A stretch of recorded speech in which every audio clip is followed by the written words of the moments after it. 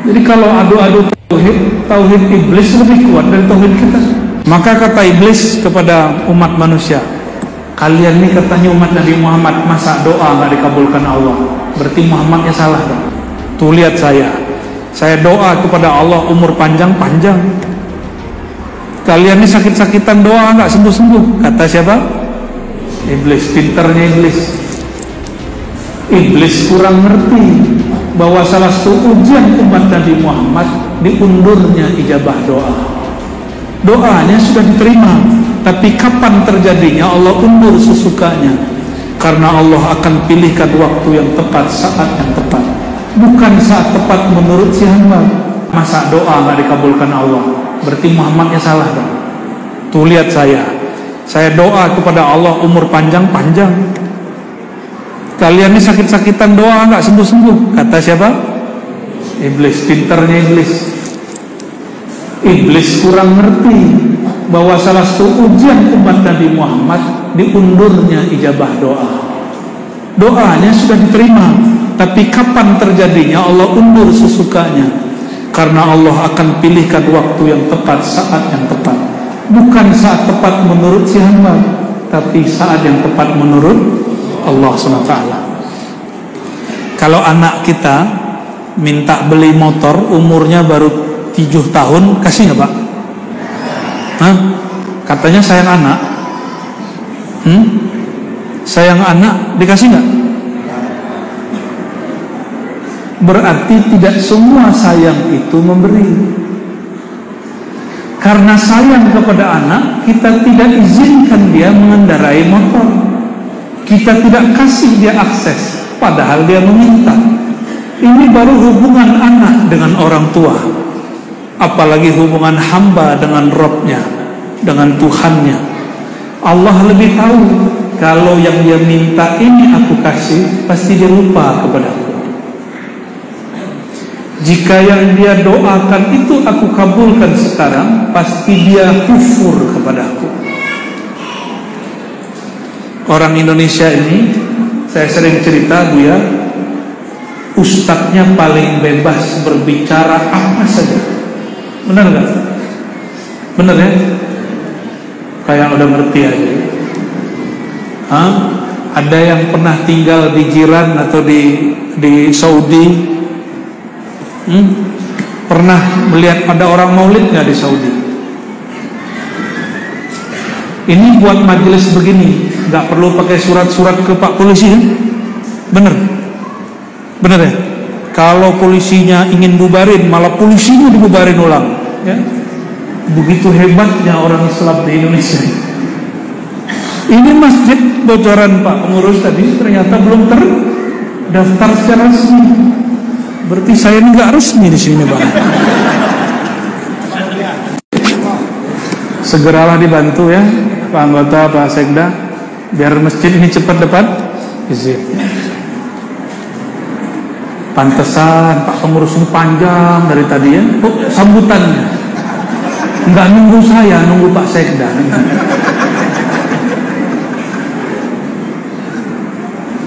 Gak apa-apa Pak pengurus.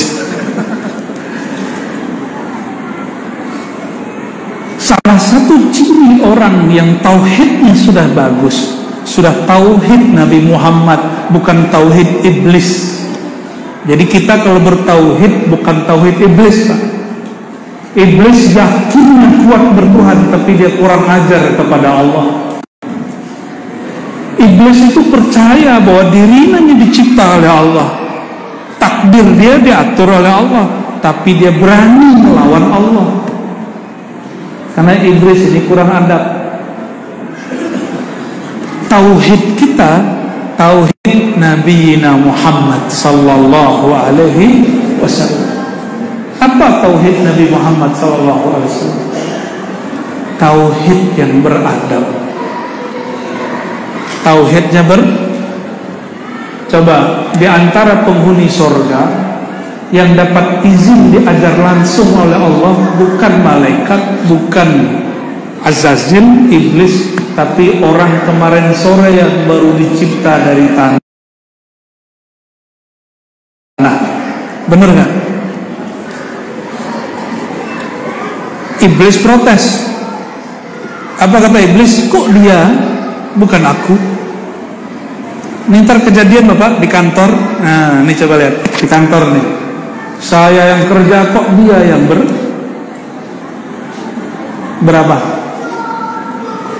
Dia yang dipandang, dia yang dipromosikan, dia yang berpangkat. Saya yang kerja, kok dia yang dipuja? Pernah terjadi begitu di kantor? Di sebuah kantor begitu. Di semua kantor begitu. Hatta di masjid begitu, tanya Pak pengurus. Ya. Muncul kalimat-kalimat begitu. Itu anak kemarin sore, kenapa kita harus sujud kepada dia? Siapa yang ngomong? Sama. Itu baru di kantor Pak ya. Di dunia thariqah, orang bertasawuf, orang belajar zikir, kalau zikir kepalanya nunduk-nunduk, ternyata batinnya belum tentu nunduk.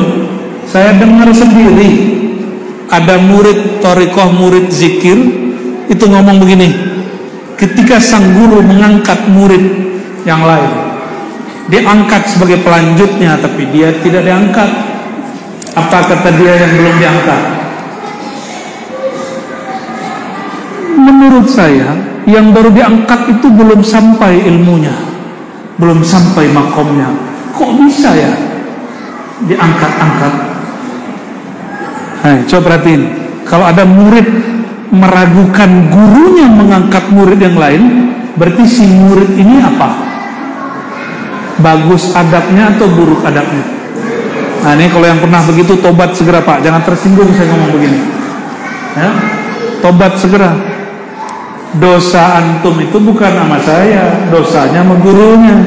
Karena ngomong, masa si guru ini ngangkat orang yang belum sampai wusul makomnya? Berarti ente lebih mengerti urusan makom daripada guru. Sama di dunia kerja, kita yang kerja, menurut kita, kok orang lain yang dapat puja, kok orang lain yang dinaikkan pangkatnya? Menurut kita. Berarti Bapak Ibu ini, saudara-saudara ini, protes dengan kehendak Allah. Lebih dahsyat, lebih parah, lebih parah. Maka yang tadi murid begitu, itu murid tidak beradab ya. Yang begitu di kantor, dia tidak beradab kepada Allah Subhanahu wa ta'ala. Apa kata Allah dalam hadis qudsi, hadisnya Hasan, man lam yarda bi qada'i, orang yang enggak terima keputusanku, takdirku, maka carilah Tuhan di bawah kolong langit selain kolong langitku. Ada enggak langit selain langit ini? Jangan-jangan Batam aja belum keliling semua ini. Sudah ya? Kepri udah keliling semua belum? Oh pasti belum. Kepri aja belum lewat semua. Ini wajah-wajah belum pernah kena tuna kan? Apalagi saya. Insyaallah bulan depan kita kena tuna. Bumi pun belum kita tempuh semua. Mau cari Tuhan di mana? Maka indikator tanda-tanda orang yang sudah kuat bertauhid dengan tauhid Nabi Muhammad sallallahu alaihi wasallam, itulah rukun iman yang keenam. Tapi di rukun iman keenam bahasanya cuma percaya kepada takdir, tapi bab ridho tidak di bab iman, adanya di bab tasawuf. Berarti ridho itu ajaran tasawuf, tasawuf itu ajaran Rasulullah bukan? Benar. Kemarin ada yang nanya sama saya di Jakarta Pak, karena tahu kita ngajar hadis plus tasawuf, apa kata dia?